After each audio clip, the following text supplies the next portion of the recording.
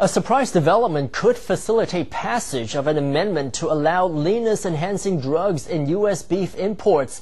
In a tight vote, the global Codex Alimentarius Commission for Food Standards approved ractopamine in cattle and pork meat.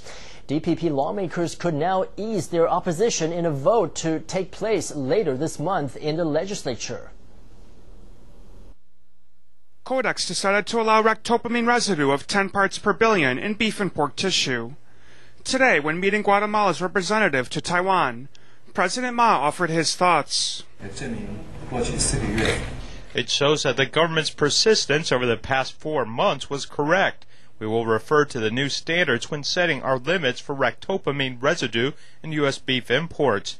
Also, we will still keep beef and pork standards separate, requiring labeling and excluding offal. Ma added that despite the endorsement by an international organization, if any case of poisoning by ractopamine occurs in Taiwan, U.S. beef imports will immediately be suspended. The next step to approve beef imports is a legislative amendment, but some lawmakers would rather see the cabinet use its power to pass the unpopular measure. Just use the new standards in an administrative order. There's no need for an amendment. In any case, we'll work with the cabinet to amend the law, but it cannot tell us to set looser standards than Codex.